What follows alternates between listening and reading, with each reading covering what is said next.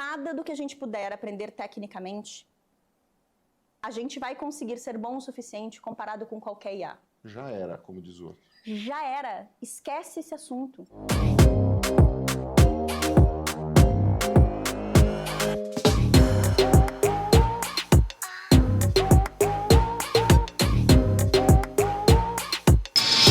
Café com Sal.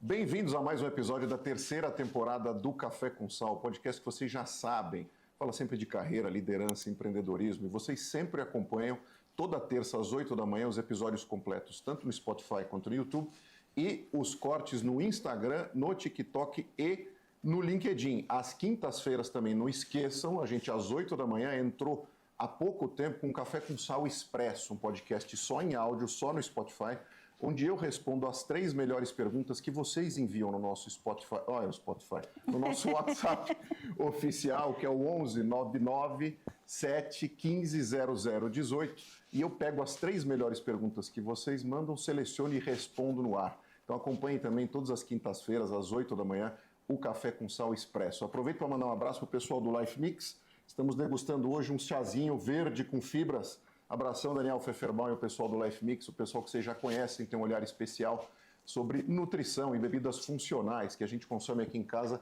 todos os dias, literalmente. Vocês sabem que o Gustavão, o Salzinho, famoso aqui, meu filho, se leva sempre para a escola na mochila um suquinho ou um chazinho da Life Mix. Tem um lançamento atual também, que é o achocolatado do Life Mix, sem açúcar, sem lactose, também está sendo um sucesso em casa e no condomínio. A garotada fica louca aqui. Para mais informações sobre os produtos da Life Mix, www.lifemix.com.br. E um abraço também aos nossos apoiadores, o pessoal do Venturos, João Maia, Mariana Ventola, um abraço para vocês, obrigado pelo carinho de sempre. Eu conto sempre aqui que o Venturos é esse Instituto Brasileiro de Pesquisa e Inovação Tecnológica, que fica em Campinas, não só Campinas, em Manaus e em Atlanta, e quando você visita a estrutura do Venturos, você fica de boca aberta. É impressionante o que eles têm lá para oferecer para o teu negócio. Quer desenvolver um aplicativo para o teu negócio, tecnologia para celulares, captação de sinais de celulares, visão computacional, tudo que você necessitar para o desenvolvimento do e-commerce do teu negócio, eles trabalham com inovação, com tudo que vocês podem imaginar para o avanço tecnológico do teu negócio. Então procure o pessoal do Venturos no www.venturos.org. E sem mais delongas, claro, a gente tem uma convidada mais do que especial, que é a Andiara Peterle. Andiara, super obrigado por estar presente aqui. Eu vou tentar trazer aqui de uma forma um pouco mais sucinta o teu currículo, a tua trajetória, que é invejável, claro, no bom sentido, no sentido americano da inveja, não no brasileiro, infelizmente. Mas o fato é que ela é uma super conselheira do Açaí Atacadista, da Melhoramentos, do Banco Sicredi. Um abraço para o pessoal do Banco Sicredi, tem uma trajetória super forte como executiva também, tem passagem pelo Grupo RBS, pelo pessoal da Predicta. Abraço, Tomás Penido, eu sei que você assiste aí o nosso Café com Sal. E também professora do IBGC, ela foi fundadora pessoal do Bolsa de Mulher. Vocês lembram? Esse ambiente de marketing digital feminino, que virou esse grupo de mídia especialíssimo ali nos anos 2000, com o nascimento nos anos 2000, tem passagem por Stanford, com um estudo de transformação digital, ou seja, vai dar um banho aqui na gente, sairemos aqui com uma ducha de conhecimento de inovação, transformação digital, do que é ser uma conselheira no mercado de hoje e muito mais. Andiara, enfim, sem mais delongas, como eu disse, bem-vinda ao Café com Sal, a nossa casa, literalmente. Muito obrigada, Fábio. Estou super animada pelo nosso papo. Vamos falar um pouquinho de cada uma dessas coisas, né? Como a gente falou, das pingas e dos tombos também. Das pingas e dos tombos, de todos esses passos e momentos aí de carreira e do que, principalmente, eu acho que a gente... Vamos falar do para trás, mas vamos falar do para frente também. Sempre, a gente vai e volta. Vamos fazer que nem os filmes do... Como é que chama aquele diretor? Esqueci ele. Mas enfim, já eu lembro que faz aqueles filmes que vão para frente e para trás. Mas até legal, são filmes que eu adoro, quando você tem um tipo de narrativa que vai e volta. Mas enfim, vou tentar lembrar. Esse filme, inclusive, uma vez eu estava vendo esse filme. Gente, qual que é o nome dele? Burton. Tim Burton? Tim Burton, exatamente. Os filmes do Tim Burton, que vão para frente e vão para trás. Mas vamos lá. Conversando contigo, fica claro um sotaque. Você é de onde, Andiara? Sou gaúcha. Você é gaúcha de onde? Sou gaúcha de Alegrete. De Alegrete? Alegrete. Mas que barbaridade. Sou gaúcha. Né? Eu digo, olha, quem tem passaporte gaudério tem que estar lá nos Pampas. 100%. Alegrete ali na divisa com a Argentina, né? Assim, as terras mais tradicionalistas.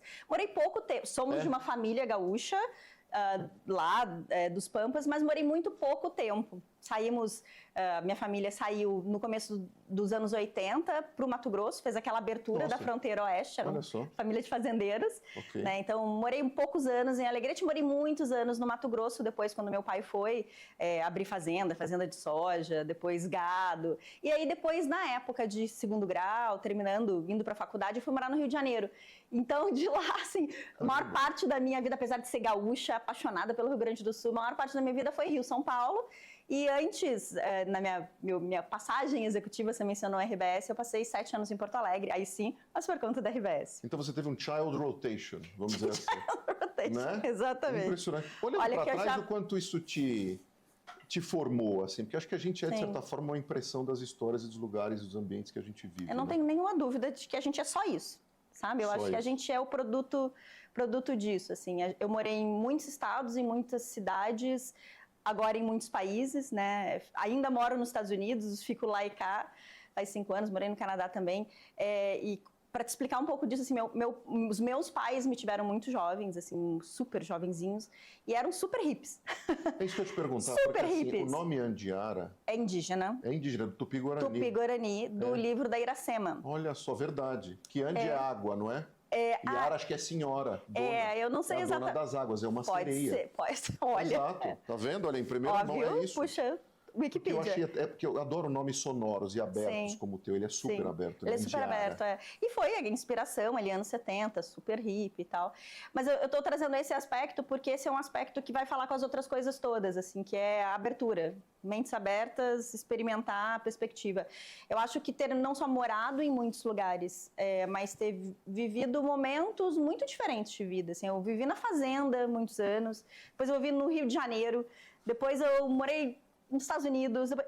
O nível de perspectiva que isso te dá e o nível de trânsito, né? Isso te dá uma perspectiva e uma empatia com coisas muito diferentes. A gente poderia resumir em repertório, por exemplo. Ele é repertório, mas ele não é só o repertório do conhecimento, ele é o repertório do outro. Eu morei na fazenda no interior do Rio Grande do Sul, eu morei na fazenda no interior do Mato Grosso. Fazenda, sem luz elétrica. Acho que eu fui ter luz elétrica a primeira vez com 6 anos, assim.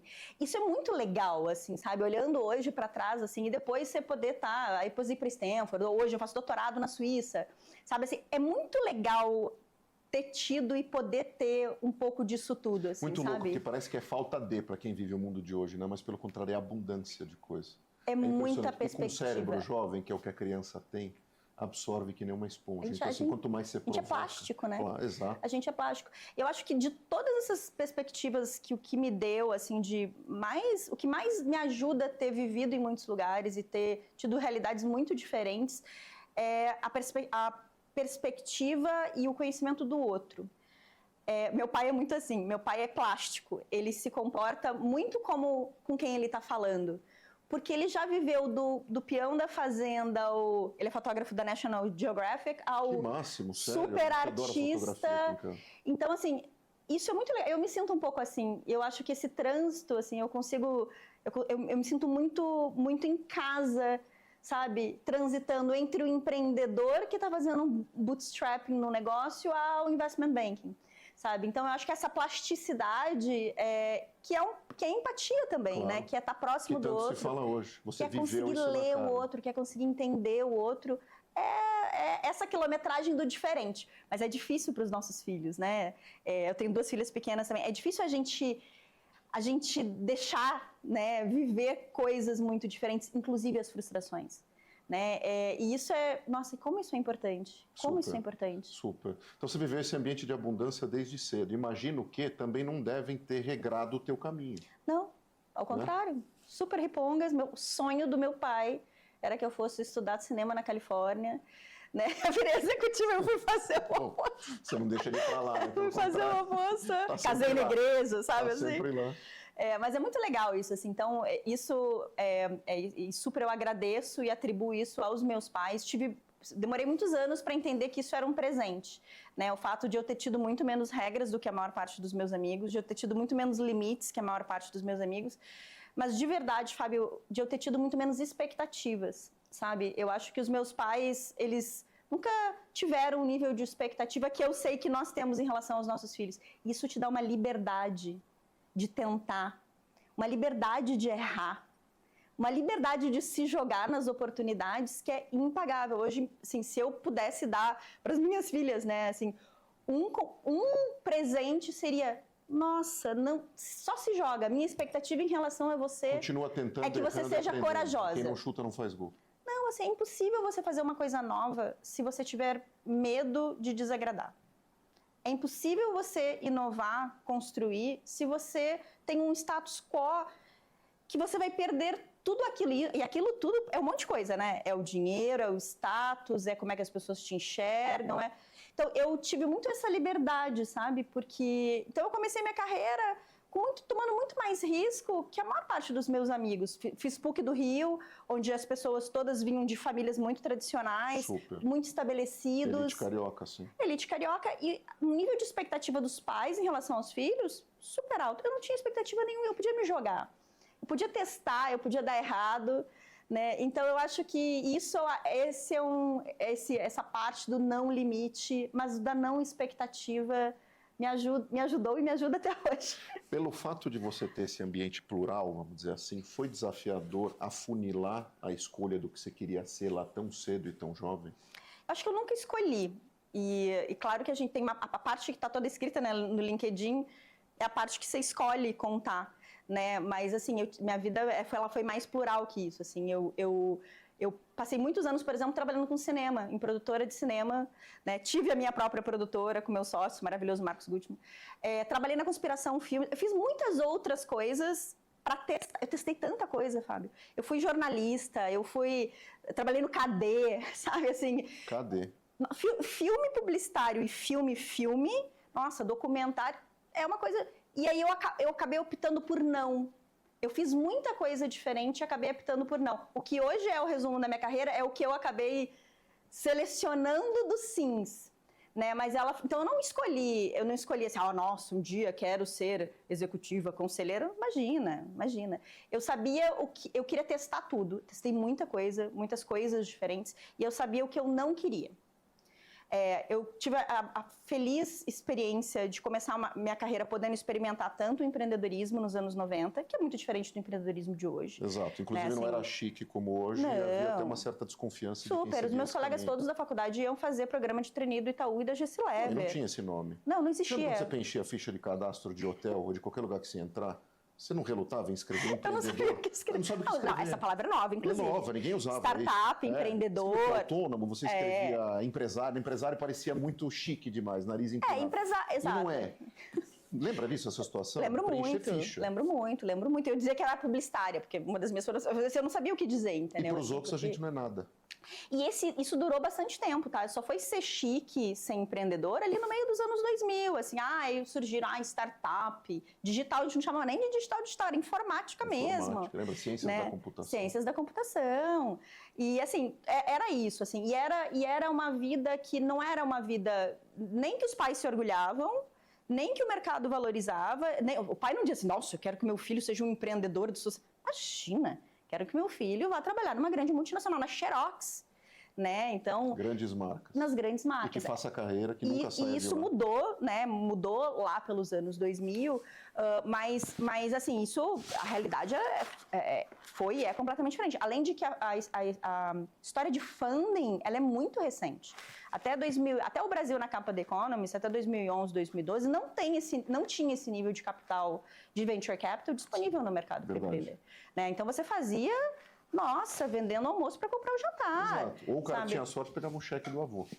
Do avô. Até tinha um ou outro investidor, claro, ali no começo, bolha da internet, tiveram, GP, investi bastante, mas não era esse nível de disponibilidade. De maturidade no investimento, de disponibilidade do capital, o perfil de risco era, né, as pessoas não queriam tomar tanto risco. E os modelos não eram comprovados. Então, eu passei por tudo isso, mas eu tive a oportunidade de poder ter duas experiências muito cedo na minha vida, no final dos anos 90, começo de 2000. Tanto de empreender e dar errado, de fazer várias coisas, sempre com um pouco de tecnologia e dar errado, e de ter também tido uma passagem numa organização, digamos assim, organizada, que foi a Globo.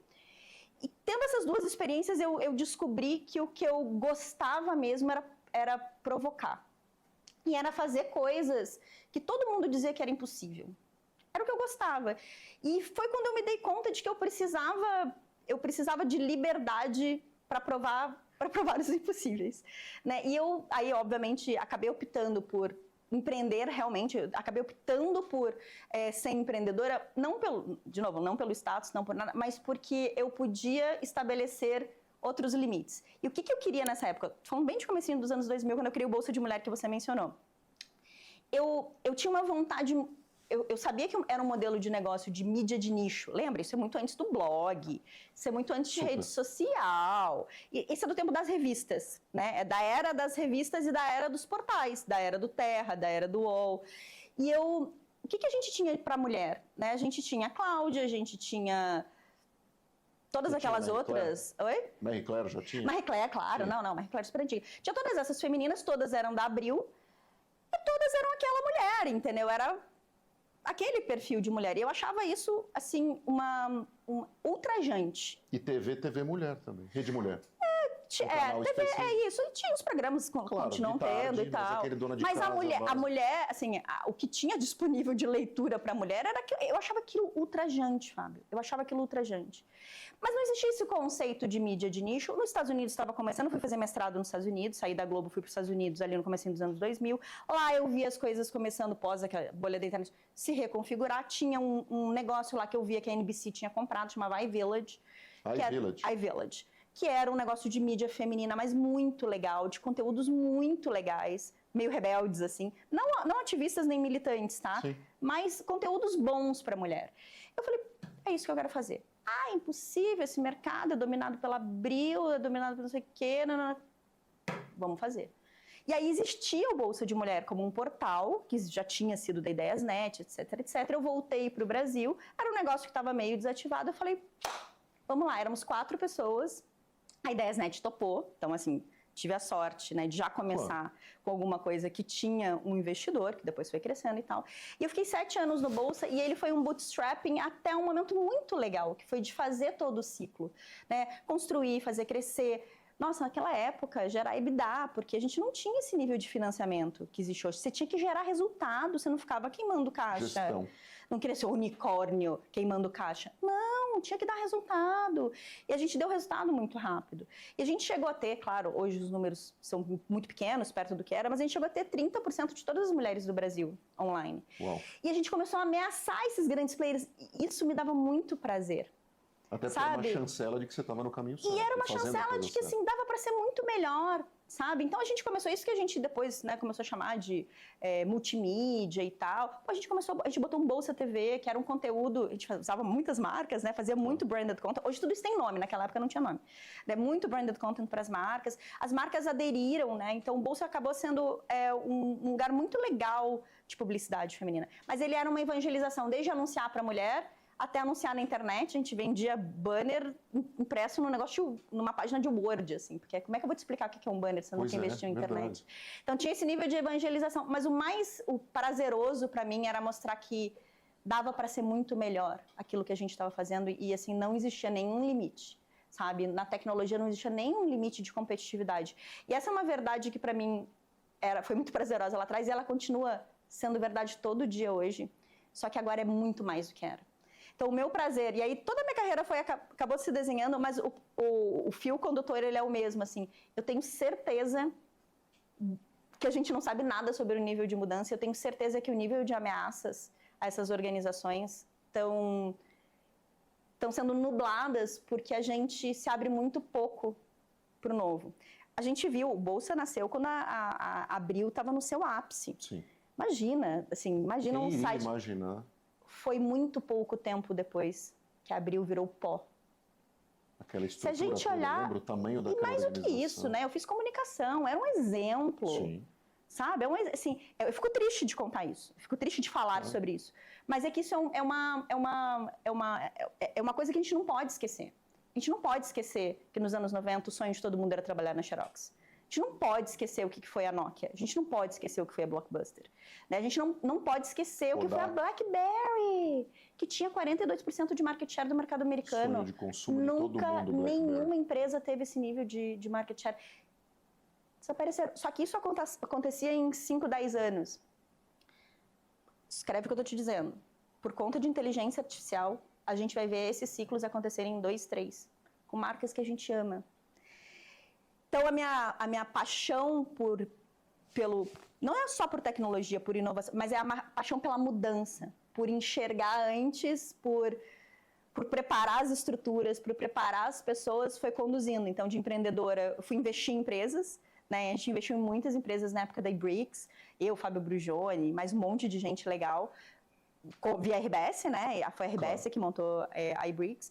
Depois, fui para ser executiva tradicional da RBS, jornal, começando com o jornal, rádio e TV, mas para fazer a transformação digital. Porque a RBS provavelmente estava te oferecendo um projeto, um pipeline, onde você pudesse realmente ser a própria Andiara. Senão você não teria Não, sem dúvida, não, claro. Sem dúvida. Imagina, eu vinha do digital.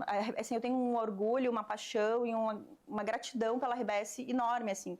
Porque eles tiveram muita coragem na época de me trazer para liderar jornais. Eu era puramente digital. Eu nunca tinha lido um jornal impresso. Você foi bem aceita quando você chegou, assim? Foi. Sim, foi. Eu acho que tinha um buy-in dos acionistas, que era muito importante. Era uma visão dos líderes. E eu acho que, claro, assim, né, estruturas tradicionais, né, são estruturas tradicionais. Claro. E elas vai têm... ter algum tipo de resistência elas têm razão de ser. Né? Porque funcionou sempre muito bem até aqui. É um sistema comprovado, que funciona. Sempre funcionou até aqui. Por que você vai chegar e dizer que está errado? E não tinha nada de errado mesmo. É que o mundo estava mudando. O problema é o que estava por vir. Só que, e aí disso, né, a história dos conselhos hoje não é nada diferente disso, Fábio, porque a verdade é que claro que como conselheiro os seus papéis são outros, né? O seu papel não é ali de fazer, não é para isso. Você não é executive. Não é para isso, mas por outro lado, quando a gente olha hoje o desafio da mortalidade das empresas, ele não está mais na fraude como estava nos anos 70 e 80, Enron, WorldCom. Então a gente sabe de, né, um ou outro caso emblemático que fica... Arthur Anderson. Mas o que mata uma companhia não é mais fraude, é incapacidade de se adaptar ao novo. Todas, ou 99,9% das empresas que vão perder valor ou vão virar pó, é pela sua incapacidade de se transformar. E essa é a minha vontade, a minha paixão para ser conselheira, porque eu acho que se não começa no conselho, não acontece nada embaixo. Se não acontece no conselho, não acontece no time executivo, não acontece na base. Está dando uma aula aqui, obviamente, a gente já esperava isso. E isso está me levantando inúmeras questões que, inclusive, trazem para mim, em função da minha atividade, etc. e tal. Quando a gente ouve, e hoje a gente já vai falar um pouco disso, dessa ansiedade dos termos novos no mundo que muda muito rápido, do VUCA, do BANI, do nome que você quiser, a sigla que quiserem colocar, e esse ambiente de infinitas hashtags, que a gente vive que parece que a gente vai ser soterrado em algum momento. A ansiedade também das pessoas de estarem conectadas com todos esses movimentos. Sim. Senão elas se sentem, obviamente, fora do mercado, fora do que está sendo falado, sem viabilidade de mercado ou sustentabilidade, olhando lá na frente. Muito bem. Quando a gente usa, por exemplo, e eu queria dissecar, lembra o laboratório da escola? Claro. Seja no Rio Grande do Sul, no Mato Grosso, no Rio, no meu caso aconteceu, trouxeram um sapinho, coitado, que Deus o tenha, que a gente dissecava lá o animal e etc. Dissecando esse bichinho, a gente ouve muito, e acho que há uma confusão gigantesca conceitual no mercado com os seguintes termos: a salada de fruta, ou a sopa de letrinha. Inovação, o bingo, eu chamo o bingo da inovação. Inovação, transformação tecnológica ou digital, tecnologia. Tudo isso parece estar misturado, mas necessariamente elas não são a mesma coisa, correto? Não, de jeito nenhum. Eu queria te pedir, obviamente, emprestar o teu conhecimento, para de uma vez por todas, porque todo mundo quer colar esses adesivos na sua roupinha. Claro, eu entendo. A gente quer pertencer ao que está sendo falado, mas acho que há uma distinção fundamental do que está sendo feito, do que se esperar, e transformação não necessariamente tem a ver com tecnologia, e inovação também não. Mas eu queria ouvir, obviamente, de você. Deixa eu te falar assim, todos esses conceitos, se eles já eram confusos, nossa, agora mais ainda. Pior ainda. Pior ainda, porque esses são todos conceitos muito plásticos também. E amplos. Né? Porque aquilo que era transformar, vamos usar casos clássicos, assim, vamos pensar na Netflix e na Netflix e na Blockbuster, assim, né? Por que a Blockbuster não teve acesso à tecnologia e por isso quebrou? Não tinha acesso aos melhores talentos da época? Óbvio que sim. Óbvio que sim. E a Netflix, ela era uma empresa de tecnologia? Não. Ela era uma empresa de aluguel de DVD igualzinha a Blockbuster. A diferença é que ela retirou aquilo que nos atormentava, que era a multa no atraso da devolução. Ela era uma empresa igual a Blockbuster. Ela nunca foi, não. Ela não era uma empresa de tecnologia. Ela era a mesma empresa que, em vez da loja física, para alugar o DVD, ela entregava pelo correio o mesmo DVD e não te cobrava multa. Era a única diferença entre as duas companhias. Era a única diferença. O que matou uma e o que fez a outra ser um ícone até hoje? A capacidade de entender que o cliente tinha mudado. E o que o aborrecia e o que ele estava passando a valorizar. A multa foi o primeiro aborrecimento que a Netflix entendeu que era um atrito absolutamente retirável do processo. Por que ela virou uma empresa de tecnologia? Não virou uma empresa para ser streaming, ela virou uma empresa de tecnologia para poder gerir o seu inventário, porque o inventário não ficava na loja física. Então ela teve que começar a antecipar... Para facilitar a própria vida. A gerenciar quantos DVDs ela tinha que ter do Tim Burton lá no estoque para poder te enviar pelo correio, porque não tinha loja física. Se ia na loja física não tinha. Quando se alugava ali no site, né, da Netflix, você tinha que ter o DVD. Né? Então, só que olha só, para isso ela começou a entender o consumidor, ela precisava criar jeitos de entender, de antecipar o que você ia querer assistir depois de assistir o primeiro filme do Tim Burton. Será que ele vai querer assistir o segundo filme do Tim Burton? Ou será que ele vai querer assistir, sei lá o que, Steven Spielberg? Então, assim, essa capacidade de entender o consumidor e de ele ser o centro é a natureza de qualquer uma desses buzzwords, desse bingo, porque você faz para uma finalidade, que é para constantemente retirar o atrito e entregar o que você precisa. Então, aí você vai nos termos, né, assim, de transformação, vou chamar de transformação digital, tá? Porque não tem nada que não seja digital. Até vou voltar nisso aí, para não parecer que eu estou fazendo um negócio muito fluffy, né? Mas tecnologia é a última coisa que você olha na transformação digital. E hoje em dia, sinceramente, depois do nível de evolução que a gente está tendo de AI, que vai ter mais, e de tecnologias cada vez mais low code, como a gente chama, né, com muito menos nível de sofisticação na sua produção, mas muito mais nível de sofisticação na sua entrega, tecnologia é uma perninha da centopeia. Relevante. E você vai poder mudar ela quantas vezes você quiser. Então, antes era assim, não, o mainframe. Então, assim, transformação digital acontece... Eu dou uma aula disso do IBGC, né, que é a formação de conselheiro. Ela acontece em alguns pilares fundamentais que não tem nada a ver com tecnologia.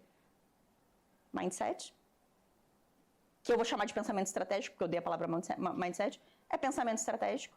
Pensamento estratégico só acontece quando você não descola do consumidor e do mercado. Não existe estratégia possível se o seu único guia é o seu consumidor e o que está acontecendo no mercado. Ninguém parou de ver filme, ninguém diminuiu o seu... Pelo contrário, a gente aumentou desde os DVDs.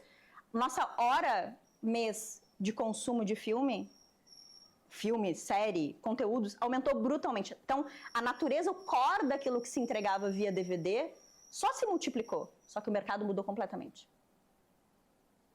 Que nem telefonia.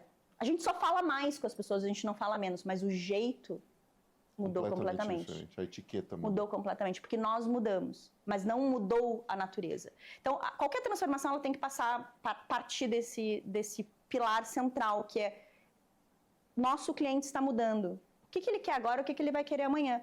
Você só consegue saber isso e ter essa temperatura em tempo real, aí sim com alguma coisa de tecnologia, que é dado. Dado.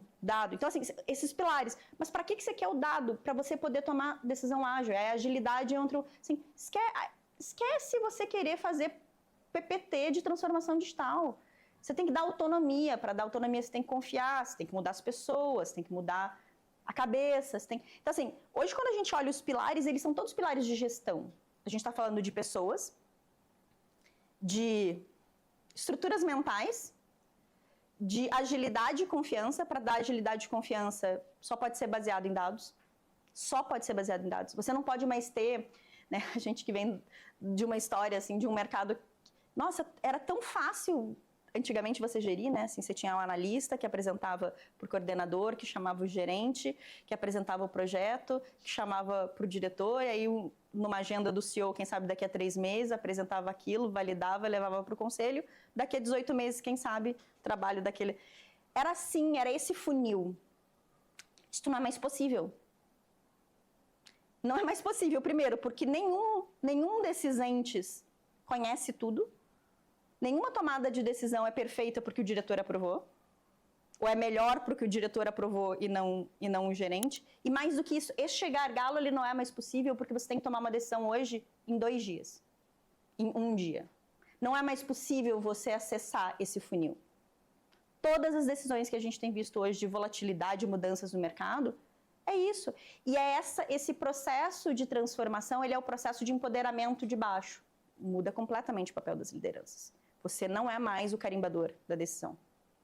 Isso é muito importante. Então, voltando nos conceitos, assim, nossa, não existe transformação digital sem a gente fazer um nível de discussão muito relevante de todas essas coisas, de pessoas, de cultura, de processos de tomada de decisão, de papel das lideranças. Tecnologia irrelevante. Que loucura. Tecnologia irrelevante. Teve um ponto que você mencionou, que acho que junta tudo isso, lá atrás, que é o seguinte, você estava mencionando na época do Bolsa de Mulher, que você tinha lá um investidor, Ideiasnet, mas que é um ambiente completamente diferente hoje do que as startups, vamos dizer assim, vivem. Sim. Não só da disponibilidade de capital, mas também, talvez, da sofisticação do mercado e tudo mais, etc. Mas que você tinha que entregar resultado. Sim. Então, aquilo tinha um mix de vocês serem, eu vou dar um exemplo de hoje, os inteligentinhos, claro, mas que também precisavam executar. Completamente. Eu estou querendo perguntar de alguém que é conselheira / investidora / já sentou na mesa. Hoje, estou falando do aspecto do recrutador. Tá bom. O fundo me procura, eu já falei isso várias vezes aqui, fala assim, Fábio, eu preciso de adulto na sala. Que muitas vezes é o papel que o conselheiro vai fazer só no guidance, não executando aquilo. Como você vê hoje essas lideranças e quais são as grandes dores dessa turma? Porque hoje essa turma tem muita criatividade. Claro. Entendem a propositura de soluções para dores que a gente tem no mundo, mas não necessariamente tem a capacidade de executar. Você como conselheira e também como uma pessoa de business, investidora e executiva, qual que é o teu olhar sobre isso, dessa mudança, e qual que é a grande dor e onde a gente já está? Deixa eu te falar, assim, eu acho que é muito diferente, muito. Eu até gostaria que fosse mais formalmente diferente, legalmente diferente. Legalmente não é diferente, mas na prática é. Ser conselheira de uma empresa tradicional, consolidada, uma empresa listada, do que de uma startup. Por várias razões. Deveria ser muito diferente. Eu não acho que as pessoas se lembrem disso, mas deveria ser extremamente diferente. Não só pela maturidade, mas pelo papel da governança.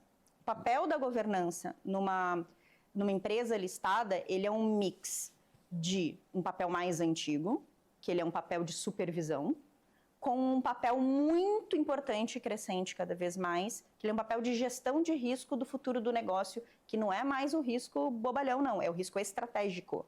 Então, o papel de estratégia do conselho para não deixar aquela empresa se afundar e perder o bonde é muito importante. Mas o papel fiduciário desse conselheiro, ele é um papel que não é hands-on, mas ele é intenso. Mas a governança, ela existe para isso, ela existe para proteger o acionista e os stakeholders todos, mas proteger o acionista de que você não vai deixar aquela companhia morrer porque o time não viu que precisava mudar. Ponto. Não tem nada a ver com as startups.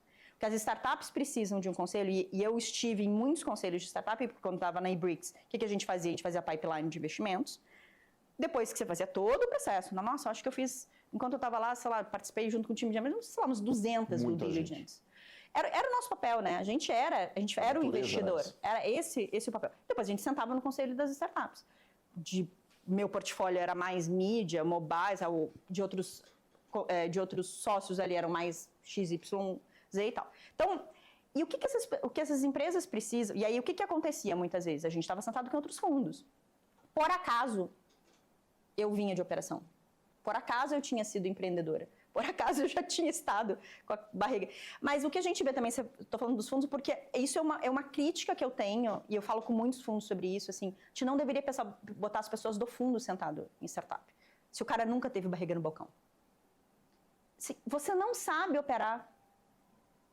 Você tem um papel relevante e importante para entregar tiro que o seu acionista, mas você não sabe orientar uma startup. Ah, mas porque eu já vi. Você não sabe orientar uma startup. Porque eu sei ler os números de mercado e entendo as tendências. Tá bom, agora com IA, então aí que você não serve mais para isso mesmo. Exato. Porque, você está perdido. Então, assim, mas não é que todo mundo de fundo, não é isso. Mas é porque o que o cara precisa é de um parceiro.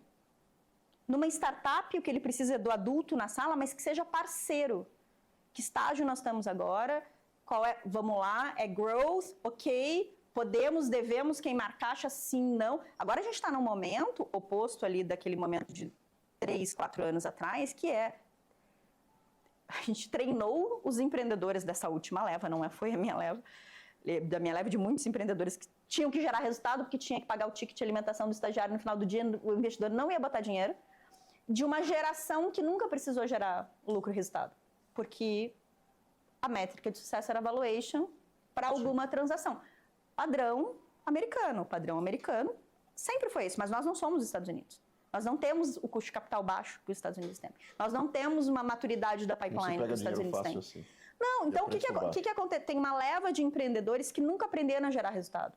Resultado bottom line, lucro. Sim. Lucro. Mas que fizeram grandes, que aprenderam a crescer, mas não aprenderam a gerar resultado. Isso é muito diferente.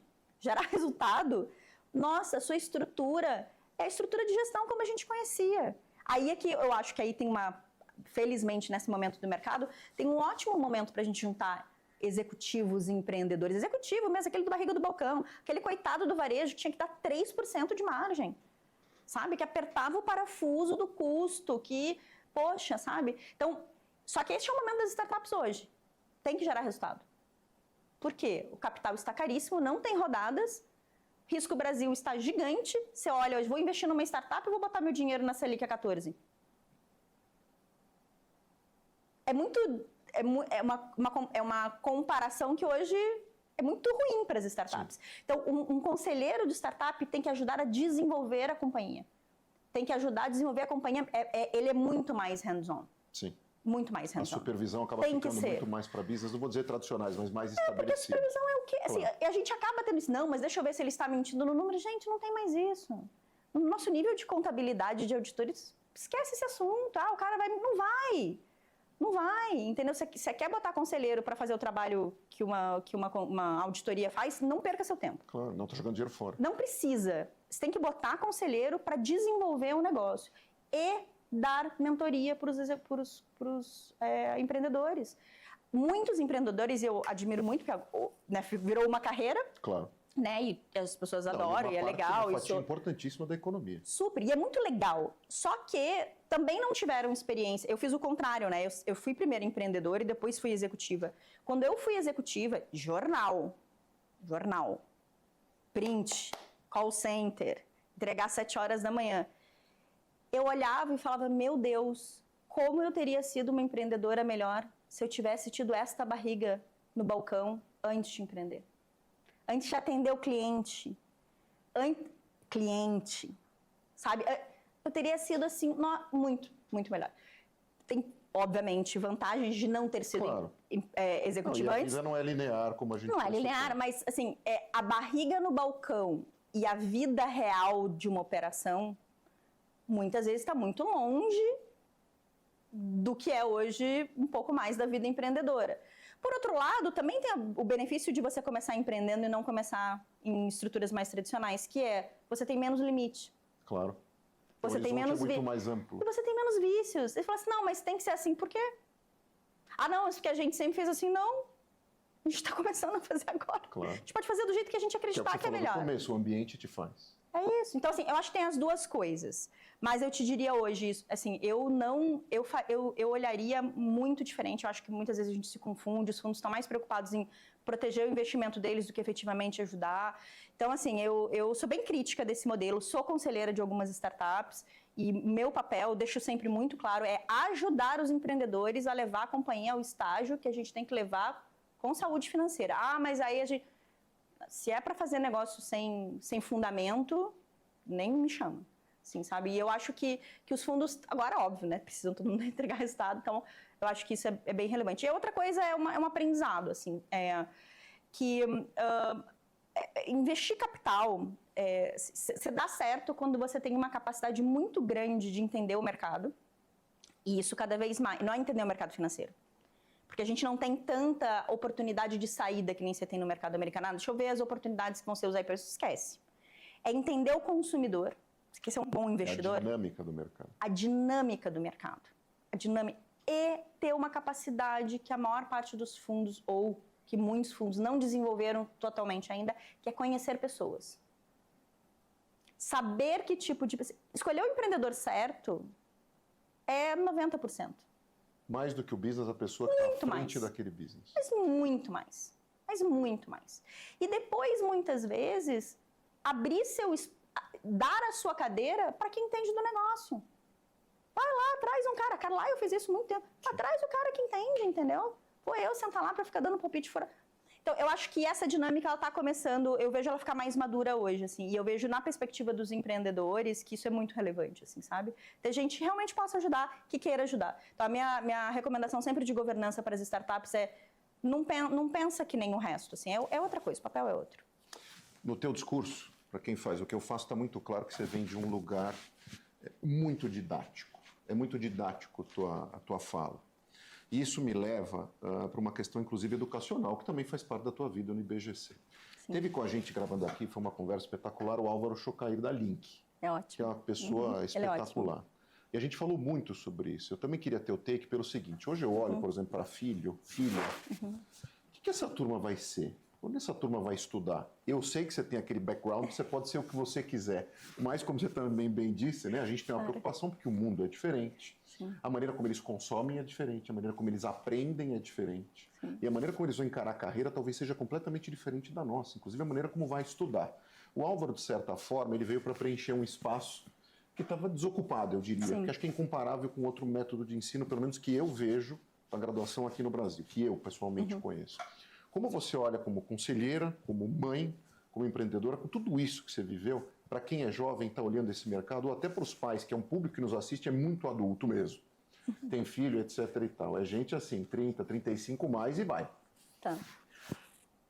Como é que você ajuda a colorir esse mundo hoje, que parece que está um papel em branco, a gente está tentando desenhar, ligar ponto, mas não consegue dar cor? Deixa eu te falar, assim, uma das minhas...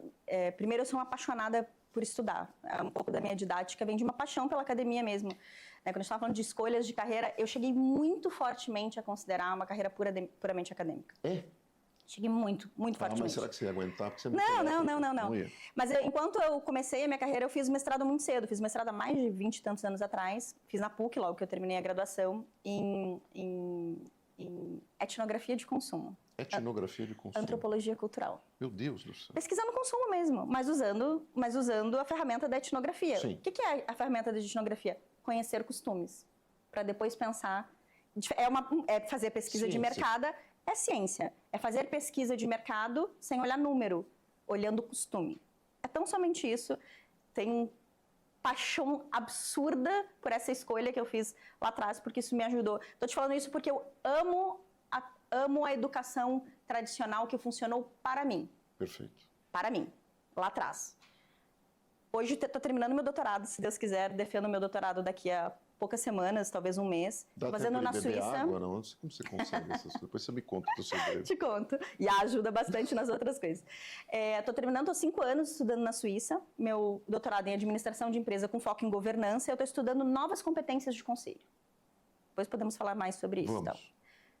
Sim, fiz uma pesquisa de campo bacana, sim, first party data, nossa, muito bacana. Para falar justamente do que é que a gente vai precisar mudar nos conselhos para ajudar as empresas a existirem. Estou te falando isso porque a minha história, eu tenho uma paixão pela academia tradicional, só que ela já foi para o brejo. Mas de um jeito... Então, meu próximo, super quero o meu próximo conselho ser um conselho de educação. Porque eu acho que saúde e educação são, talvez hoje, as duas indústrias que vão ser mais afetadas pela transformação de inteligência artificial, de tudo que vai vir com robóticas novas, robóticas, né?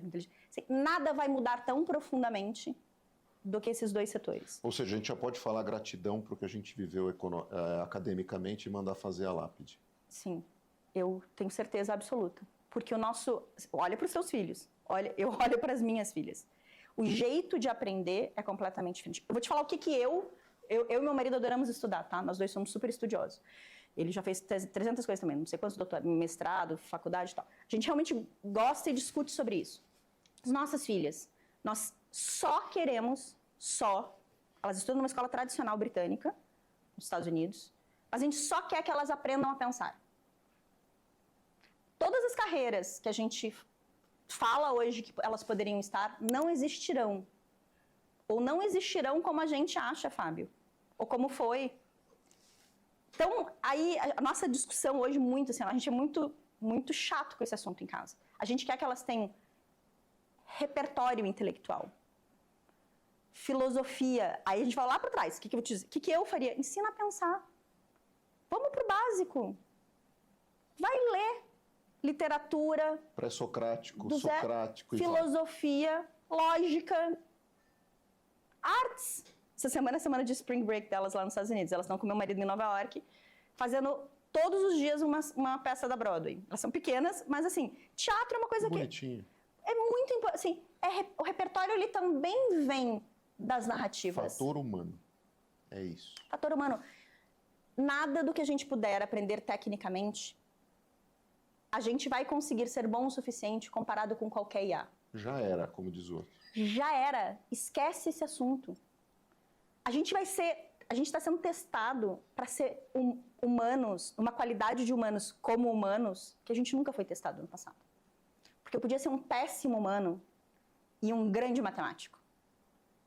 Eu podia ser um humano superficial, mas que dominava uma técnica. Tinha professor que a gente tinha que era assim? Que era um mega matemático e péssimo didático. Mas o cara era um craque, 1000 titulações e tal, acabou. E estava lá dando aula. Esta época acabou.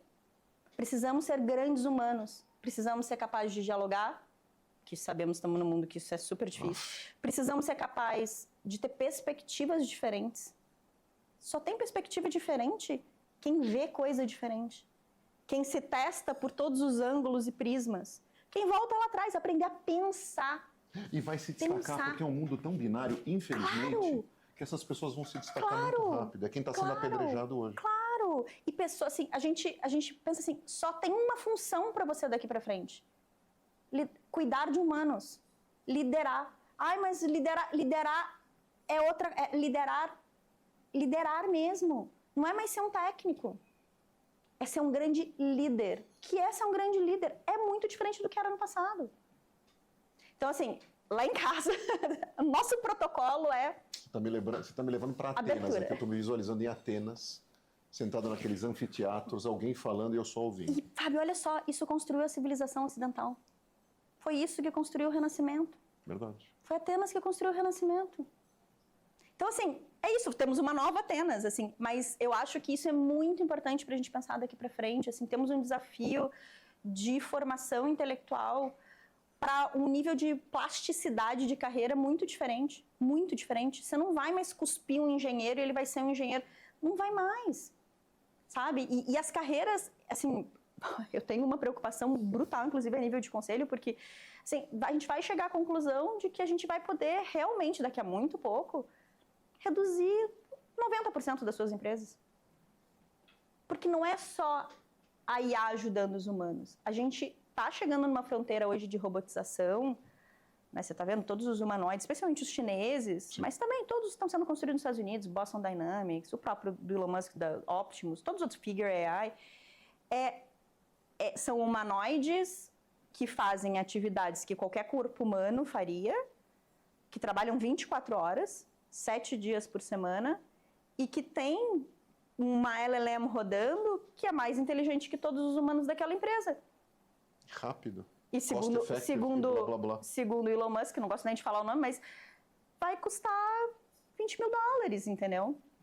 Então, é isso que a gente vai ver. Quando a gente vê os chineses colocando o produto no mercado, é isso. Aí você vai falar assim, peraí, mas eu estou aqui numa empresa que eu preciso entregar resultado, eu vou robotizar. Isso vai acontecer. Não vai ser opcional.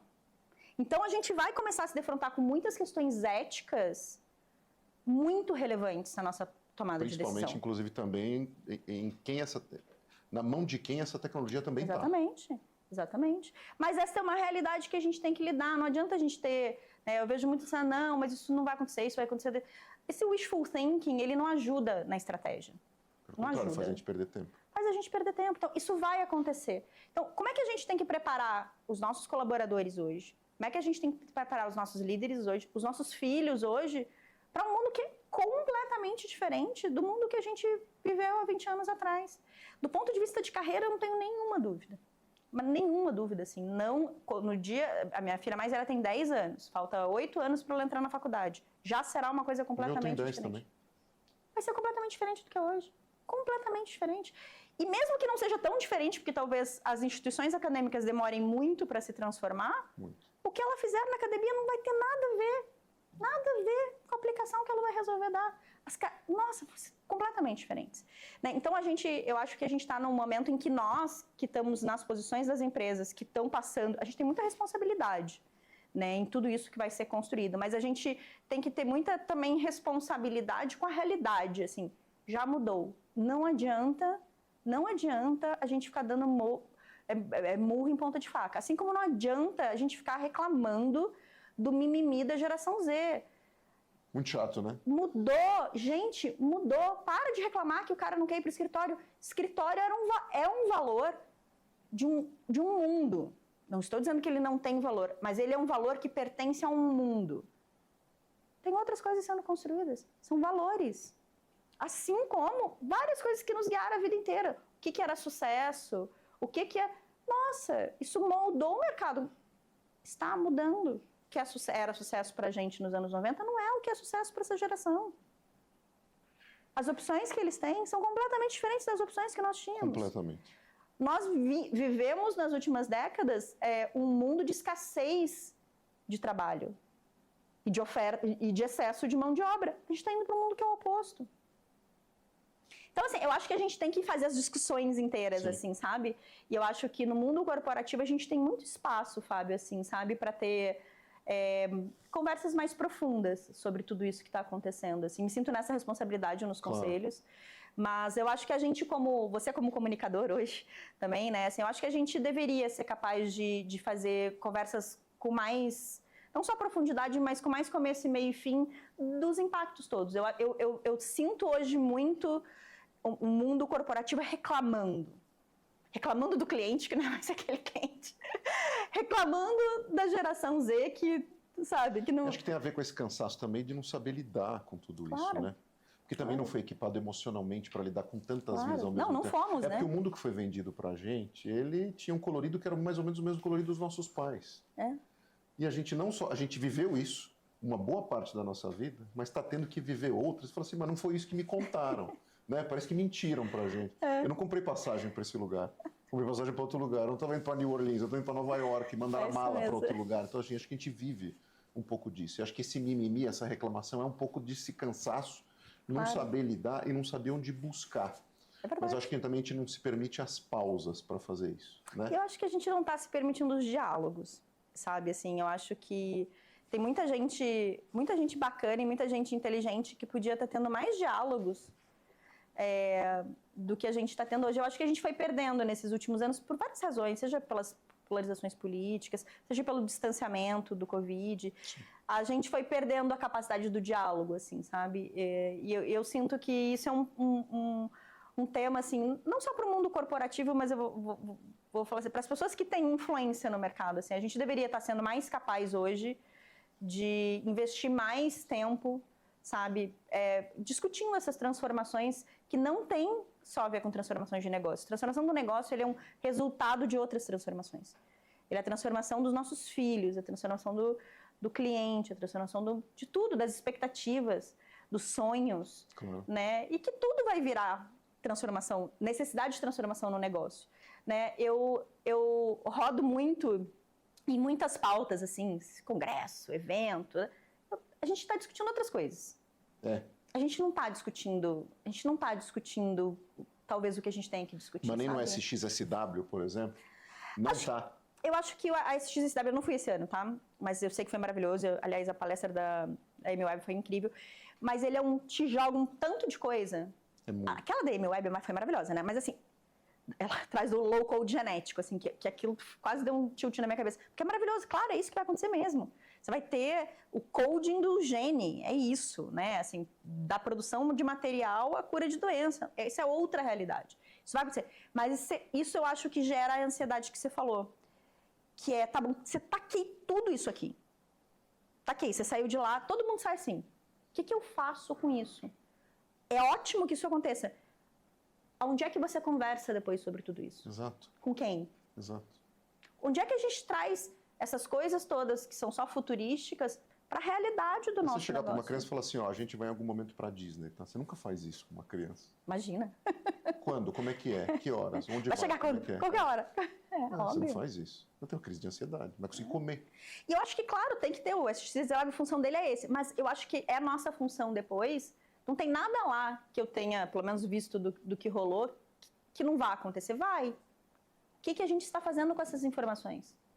Nossa, você volta para casa e você faz assim, estou num conselho de X, estou liderando isso aqui, eu estou liderando essa outra. O que eu faço com isso? E parabéns para quem criou esses eventos, porque está cumprindo a missão de trazer essas informações sem a responsabilidade de implementá-las. É claro. Parabéns para quem criou. É claro. Baita empreendedor. É claro. É isso. Claro. É e tem isso. espaço para esses eventos, para esse tipo de discussão, justamente porque a gente não consegue promover isso nos outros lugares. Claro. É exatamente Mas isso que a gente tem que desdobrar, porque senão isso vira ansiedade só. Sim. Só vira ansiedade. Falando em desdobrar, eu gostaria que você desdobrasse, estou abusando já de você, que você desdobrasse essa questão de ser conselheiro.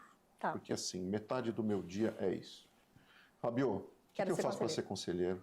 O que precisa ter para ser conselheiro? Quais são as novas competências que você mencionou para ser conselheiro? Até porque tem gente que tem isso como ambição, prazer, querer discutir, estar no ambiente plural, contribuir para negócios, normal, propósito, como querer abrir uma padaria, ok? E tem gente que, justamente na escassez econômica que a gente está, normalíssimo executivo, que está no mercado e às vezes está fora do mercado, que precisa de uma outra via de remuneração, tem conhecimento acumulado e quer dar vazão àquilo. E se aquilo remunera, eu quero ter espaço. Mas é muita gente buscando. Eu imagino que tenha fila no IBGC. Acho que tem um quê de networking muito forte, enfim, não quero me antecipar, mas enfim, eu queria um pouco do teu olhar, porque assim, primeiro, nem todo mundo é talhado para ser conselheiro. E quem é talhado para ser conselheiro precisa passar por uma formação, imagina, em primeiro lugar, mas as coisas não funcionam como a gente pressupõe. Claro. Né? Deixa eu te... Essa pergunta, ela tem muitas camadas. É um contrato tricolunado. Ela tem muitas camadas, por quê? Porque eu acho que também o que são os conselhos hoje não são os conselhos que serão os conselhos no futuro. Perfeito. A governança corporativa ela é uma disciplina dos anos 70. E foi o que eu te falei, ela surgiu para uma coisa, ela existe lá, está escrito, né? Em 1973. Para que ela existe? Ela existe, nasceu, né, o berço dos Estados Unidos. Por quê? Qual era a hipótese? O líder da empresa, o management, vai roubar a companhia.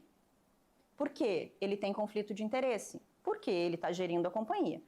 Mas ele não é sócio da companhia. Então, o shareholder, o acionista, tem que se proteger do conflito de interesse do management.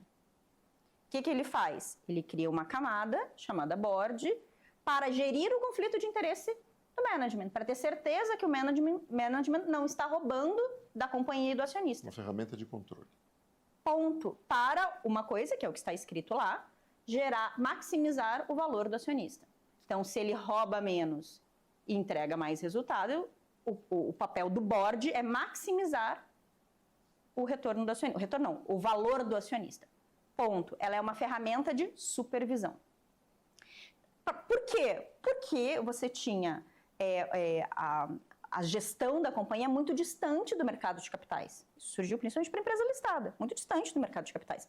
E você não tinha as regras globais de contabilidade, você não tinha o IFRS, você não tinha o US GAAP, você não tinha tecnologia para garantir que tudo o que estava acontecendo estava mapeado, estava lastreado. Talvez o nível de auditoria não fosse o nível de auditoria que a gente tem hoje, o nível de norma não era o nível... Sim. Era para isso que surgiu o conselho. Só que muitos conselhos continuam sendo isso. E quem ia para esses conselhos? Pessoas que tinham encerrado suas carreiras. que tinham tido 40 anos de um CEO, de um CFO. Perfeito. Então, eles aportavam para esses conselhos o conhecimento acumulado do management do qual eles estavam... Com a licença poética e alegórica, era o Yoda, era a turma do Star Wars. E era principalmente quem conhecia os truques. Ponto. Mas ele era um fim de carreira. Sim. Ele era depois que eu terminei minha carreira executiva, ele era o lugar para onde eu ia entregar aquilo tudo. E que eu ia entregar aquilo tudo que eu acumulei ao longo de 40 anos. Bom. E já via esses problemas acontecendo. Por que eu tô... Exatamente. Então, deixa eu te dizer o que fazer. Qual é a grande... Então, eu tô falando de governança antes de falar de conselheiro. Então, desde os anos 70, a maneira como... Até a lei não mudou. Né? A maneira como a gente foi vendo os boards se desenvolverem foi nesse modelo de supervisão, nesse modelo de fim de carreira, não, de um encerramento de carreira, né? E quando é que isso funcionava perfeitamente? Funcionava perfeitamente quando aquilo que você aportava nos últimos 40 anos tinha validade. Porque as coisas mudavam muito pouco. Claro.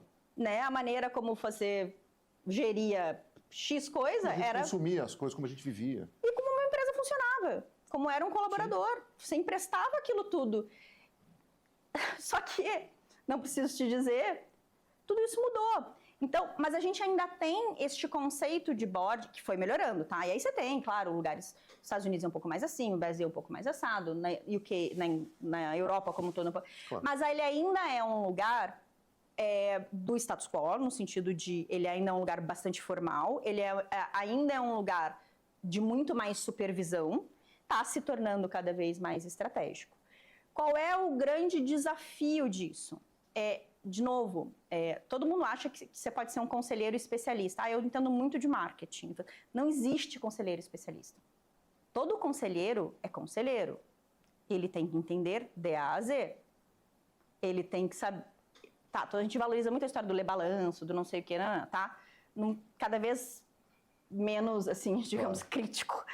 Mas assim, não existe você achar que você vai sentar num conselho de administração e porque você entendia de marketing, você vai dar só palpite de marketing. Esse contribui com marketing, esse com finanças, com pessoas, esse com processo. Não existe isso. Você é um diretor estatutário da companhia.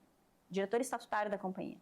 Você toma todas as decisões em colegiado. Não existe uma decisão que quem sabe mais toma mais...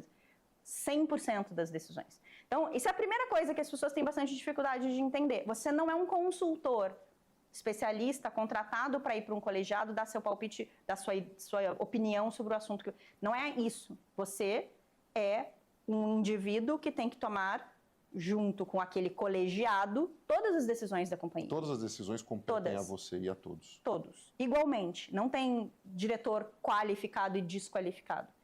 Isso... Inclusive no seu dever fiduciário. O seu CPF não é mais ou menos implicado se tiver um problema porque você sabia menos. Eu não sou especialista em finanças, não foi eu que tomei essa decisão. Essa é a primeira coisa. A segunda coisa, então assim, isso é os boards atuais, eles ainda são esses boards, na sua maioria, porque isso ainda é um valor na nossa sociedade de pessoas que ficaram 40 anos no mercado e então agora podem emprestar o seu conhecimento para as companhias. Eu acho que isso tem muito valor pela perspectiva de mentoria. Porque claro, qualquer 40 anos em qualquer coisa experiência é melhor que experiência. Para fins de emprestar o que eu aprendi naquele mundo que eu conhecia para o mundo atual, hoje eu acho que mais atrapalha do que ajuda. Olha só. Porque não é mais o mesmo colaborador. Não é mais como o cliente pensa, não é mais como o cliente quer, não é mais os líderes, aquele líder que eu achava que era bom porque tinha essas características. Então, eu acho que, de novo, eu estou sempre valorizando que a experiência, nossa, é muito importante, mas tem que vir com esta cabeça do eu não sei essas respostas. Porque este mundo que estamos vivendo hoje não foi o mundo que eu vivi. Eu saí da operação na RBS em 21. O mundo que eu vivo hoje não era o mundo que eu vivi. Não era o mundo que eu vivi. Eu já me sinto descolada da realidade de uma operação. Foi em 2021. Então, assim, imagina quem saiu do mercado nos anos 90. Né? Então, assim, eu acho que a gente vai ter muitas mudanças nos boards. Mas mais do que isso, Fábio, assim, é importante que as pessoas acham que, de novo, as pessoas confundem muito conselho com consultoria. E elas também não entendem as implicações legais. Você é um fiduciário, você é um estatutário. Mas... Assim, e aí eu tenho 1000 críticas em várias outras coisas. O cara vai pro board, ganha muito... Assim, não tem um board hoje que pague o suficiente, neste mercado do jeito que ele está, para o tamanho do risco que você toma no seu CPF. Os salários são muito altos. Nossa, não tem ideia de como eles não são altos perto do tamanho do risco do seu CPF. Frente à montanha que você está sentado em cima, que pode explodir. Porque todas, porque a empresa mais, menos, não, é que o mercado... É do business. E neste mercado de alto risco e volátil, não tem uma empresa que não tenha risco. Ninguém está salvo. Né? Então, assim, ninguém está... Então, o que eu posso dizer para as pessoas por que eu fui pro board? Eu fui pro board primeiro, porque eu amo transformação. Eu tenho uma fé, uma crença muito séria que se transformação não acontece não vem do conselho, não acontece na companhia.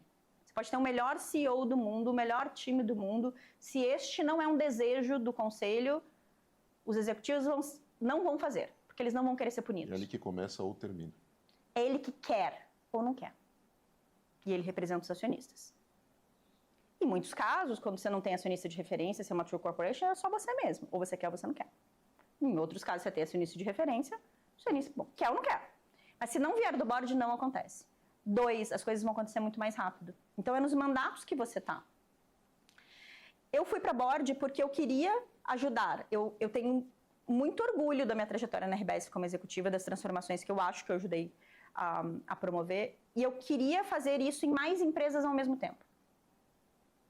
Mais empresas ao mesmo tempo. Estar no conselho de mais empresas que precisam de transformação ao mesmo tempo, a minha hipótese era, nossa, vai me dar prazer dobrado, eu vou ajudar mais empresas ao mesmo tempo. A brincadeira é mais legal. Esta é minha tese até hoje. Por isso eu continuo sendo exclusivamente conselheira. Como carreira, eu acho que ele não é uma carreira. Ele não é uma carreira e ele não é um tapa-buraco. Sabe? Porque eu acho que essa disciplina, assim, de você... Eu acho que ele é eu até hoje, assim, pensando, né? Quando eu penso... Eu dou muita mentoria, eu sou mentora também do programa do PEDEC do IBGC para mulheres, mas eu dou muita mentoria para executivos que querem ser conselheiros, assim. Eu acho... E hoje, cada vez mais, isso é muito aceito, tem questões, mas é mais... Assim, faça em paralelo. Faça em paralelo a sua atividade executiva. Você pegar hoje... mercado americano, o que eles mais querem é executivos nativa. Não é o 100% conectado. Não é o cara que está desempregado, não é o cara que está aposentado, é nativo, porque o cara está conectado com o que está acontecendo. Porque essa é uma entrega que você está fazendo, ela é uma entrega, vou chamar isso de entrega. Ela não é um emprego, ela não é uma carreira, ela não é um tapa-buraco de consultoria, ela não é nada disso. Então, assim, eu acho que essa é uma atividade de entrega e eu acho que todo mundo que pensa, assim, que vou ser conselheiro porque vou ganhar dinheiro e vou trabalhar pouco, nossa, não tem a menor ideia do que... Eu uso muito isso, Até porque muita porta de entrada é o pro bono, sim. Sim. Né? Muita porta de entrada é pro bono. Porque, assim, eu não consigo entrar, não consigo oportunidades. Vai criar casca. Faz um pro bono, cria relacionamento. Até porque conselho Sim. também tem muito disso, não tem, Eliara? Assim, eu diria que é só relacionamento. É só relacionamento. Eu então, diria que ele é só você fez conselho com alguém numa instituição, ajudou aqui a colar, você teve o que contribuir, viram tua contribuição. Ninguém vai comprar tua contribuição sem ver o que você pode contribuir. E eu acho que assim, aí voltando para o tema formal, eu acho que tem que fazer sim curso de formação de conselheiro. Eu sou professora do IBGC, mas tem vários cursos, assim, eu acho que o do IBGC é o melhor. Eu fiz Stanford, o curso de formação de conselheiro de Stanford, já faz muitos anos. Foi assim, nossa, foi o melhor investimento que eu fiz na minha vida, assim. Principalmente para a perspectiva de entender exatamente o tamanho do risco e o tamanho da responsabilidade de cada decisão e do seu papel no colegiado. Acho que tem que fazer. Não é isso que te faz ser conselheiro, mas eu acho que isso é o mínimo aceitável para você sentar numa cadeira de conselho.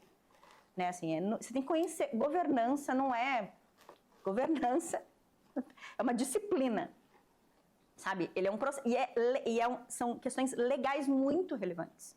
Né? Então, assim, eu acho que A sorte é que a gente, cada vez mais, tem empresas privadas que querem ter conselhos consultivos. Porque se a gente pegar o tamanho do mercado no Brasil hoje, especialmente das empresas listadas, que são as obrigadas a ter conselho, são 300 empresas. Claro, não. É insuficiente para tanta gente que quer sentar nesse tipo de cadeira. É isso, e cada vez mais os conselhos... Mas, ao mesmo tempo, a gente também tem outro mercado, como você está dizendo, que tem sede disso. Né? Tanto em business familiares, enfim, empresas de capital fechado, que tem uma necessidade gigantesca de conhecimento. Então, eu acho que a gente também não... A gente como conselheiro não ajuda na narrativa, porque eu acho que a gente floreia muito a história do ser conselheiro. Sabe, assim, não é bonita, como dizem lá no Rio Grande do Sul. Sofisticaram demais. E as pessoas ficam com essa sensação de que ele é um negócio, assim, sabe? Não é isso, ele é um negócio super complexo, super... Sabe, assim, aí você fala assim, mas vou trabalhar pouco. Nossa, vai trabalhar muito. Vai trabalhar muito. E 2, mas a remuneração... Não, assim, se você comparar com uma remuneração de executivo, é muito menor que uma remuneração de executivo. Sim, você não é um executivo. Claro. Né? Mas então, assim, não é uma coisa que você diga assim, uau, ganhei jackpot, porque não é isso, não é para ser isso. Não é, sabe?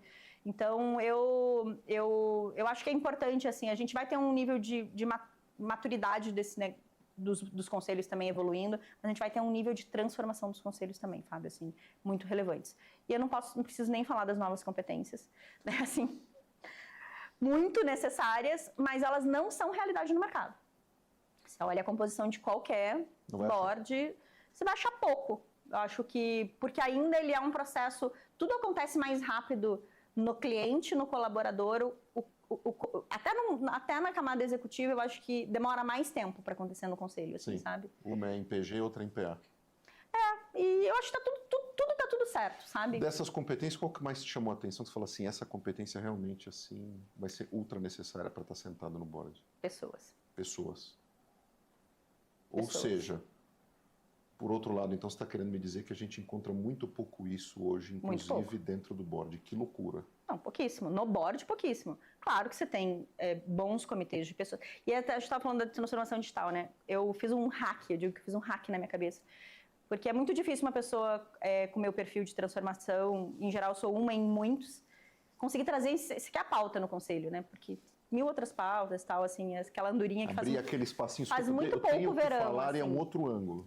Faz muito pouco verão, assim, né? Tem muita pesquisa, inclusive, sobre isso, nos Estados Unidos. Você, assim, uma pessoa que quer fazer, não faz. É muito difícil.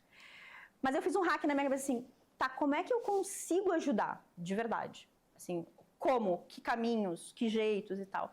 E aí, lá atrás, já faz alguns anos, assim, eu tenho que estar no comitê de pessoas e no comitê de estratégia. Então, em geral, nos conselhos onde eu estou quando há comitê de estratégia, estou no comitê de estratégia e no comitê de pessoas. Toda a mágica acontece no comitê de pessoas. Toda a mágica. Você quer transformar uma companhia, comitê de pessoas. Idealmente, você teria mais pessoas de pessoas no conselho de administração. Idealmente. Não acontece. É raro. A realidade é essa. Mas um bom comitê de pessoas que o conselho deixa trabalhar, nossa, a mágica acontece muito. Pessoas certas nos lugares certos, alinhamento de cultura, alinhamento de incentivo, nossa, comunicação, sabe? Então, assim, o hack para mim é assim, você ter as pessoas certas no lugar certo, é papel do conselho. Você ter a estratégia certa. Por falar em mágica, você nem pensar em tecnologia, é a última da fila. Verdade. Por falar em mágica acontece, e até para finalizar nosso papo, infelizmente, muitas vezes a mágica acontece quando todo mundo não está vendo, né? Ou quando ninguém está vendo. Isso é muito ligado ao estudo e ao lado acadêmico. A gente tem um quadro final onde a gente pede dicas, inclusive, onde você pode fazer a tua própria mágica do ponto de vista de absorver conhecimento. O que você está lendo? O que você indica para ler dentro do papo que a gente teve hoje? O pessoal me cobra muito, assim, na nossa edição a gente coloca livro, autor e tudo mais, para que essas pessoas possam beber de alguma forma e poder, vamos dizer assim, se equipar com esses novos conceitos, ou pelo menos com a base disso. Tá, acho que poderíamos até falar de livros e tal, mas eu sou uma muito ávida consumidora de reports. Ótimo. O que eu fiz? É uma coisa super boba, tá? Dá para fazer isso hoje com qualquer uma das AIs, mas eu faço isso tradicional no Google Alert. Eu tenho BCG, McKinsey, Strategy, da PwC. Eu tenho todos os alerts de todos os reports. Além de todas as Big Consulting, Harvard Business Review, Stanford Review, MIT Review. Eu tenho todos que eu crio os meus alertas e eu tenho uma dinâmica de leitura diária que é assim, destes temas, no caso, agora, transformação e eu leio todos os... Eles me mandam todo dia a newsletter com todo... Eu leio todos os relatórios. De todas as indústrias. De todos os assuntos. Isso é um negócio assim... O que eu aprendo em uma semana hoje... Surreal. Com um negócio que está ali disponível, com ótimo conhecimento. Curadoria feita. Curadoria feita por... Os caras entendem, sabe? Com consultor na executa, não entende pra caramba. Se eduque, sabe? Então, assim, essa é a dica, sabe se ela é boba, não, mas eu vou te falar. O Álvaro, inclusive, falou muda que ele pega vida. O Instagram, ele criou uma conta no Instagram paralela, onde ele segue esses conteúdos só, e aquilo é o jornal diário dele. É bom também. Essas contas também. É bom também. É que eu gosto do report, sabe? Eu gosto de ler o report. Hardcore. Assim, ó, link é isso, põe o Google Alert para cada um desses, ou cria simplesmente a disciplina de toda segunda-feira, você vai tirar 2 horas, você vai entrar em todas as grandes consultorias, em todas as grandes consulting, as PwC, Sim. Deloitte, você vai ler todos os reportes. Ah, gosto de governança, você vai ler tudo que está na NACD toda semana. É tudo aberto, não tem paywall, não tem... Não, nossa, tá tudo lá. E não tem nenhum conhecimento hoje que dê tempo de estar no livro. Não dá tempo. Tem coisas mais... obsoleto, rápido. Neste aspecto do factual. Mas só para dar uma dica de um livro que eu acho que vale a pena, que não tem a ver com isso, mas que tem a ver com aquilo que eu falei do aprender a pensar, o Clear Thinking. Né? Clear Thinking. Clear Thinking, que muita gente indica esse livro, e sem dúvida nenhuma, assim, de novo, só para aprender a pensar. Vamos voltar ao velho skill do critical thinking. Vamos voltar a ser humanos. Vamos voltar a pensar? Quem sabe? Né? Clear Thinking eu recomendo bastante, mas óbvio não tem nada a ver com isso, mas tem a ver com nos ajudar, claro, né, a transitar nesse mundo aí da ansiedade e das muitas coisas. Mas assim, eu acho que a curiosidade, que foi o que guiou a minha carreira e que guia a minha carreira até hoje, é o que pode salvar qualquer uma das nossas carreiras, Fábio. Se a gente não for curioso, deixa eu ler tudo que está acontecendo, deixa eu ver, deixa eu bisbilhotar, deixa eu conversar, deixa eu chamar essa pessoa que parece que não tem nada a ver, mas nossa, vai ser uma delícia. Tudo isso dá perspectiva. E a gente vai precisar de muita perspectiva para navegar nesses novos mares. Assim, a bússola aquela bússola que a gente tinha do passado não vai mais funcionar. Indiara, super obrigado. Estou adorando aqui, estou numa aula gratuita. Vocês também, vocês tiveram muita sorte. Obrigado, viu, por Obrigada, esse papo. Fábio, foi ótimo. Foi espetacular. E para os nossos curiosos de plantão, porque a turma do Café com Sal é super curiosa, vive mandando mensagem, fazendo pergunta. Eu tenho certeza que vocês adoraram o episódio de hoje. Obrigado mais uma vez. E também me mandem perguntas. Inclusive, comentários, pode ser no LinkedIn, pode ser no... social, Tenho. Pode ser no Instagram, a Peterly, ou no LinkedIn. LinkedIn responde todo mundo Peterly. também. Ou no LinkedIn. Não é Peterly, é Peterly. Tanto faz, é os dois. Mas gostei. Proparoxítona. Quem não gosta de uma proparoxítona? Maravilha. Obrigado por tudo. Obrigada a você, adorei. Fábio. Turma, obrigado sempre pela audiência e carinho de vocês. A gente sempre se vê no Café com Sal, às terças, às 8 da manhã, e no Café com Sal Expresso, às quintas, também às 8 da manhã. Episódios completos, tanto no Spotify quanto no YouTube, e os cortes no Instagram, no TikTok e no LinkedIn. Abraço pessoal do Venturos e do Life Mix. Tchau e até a próxima.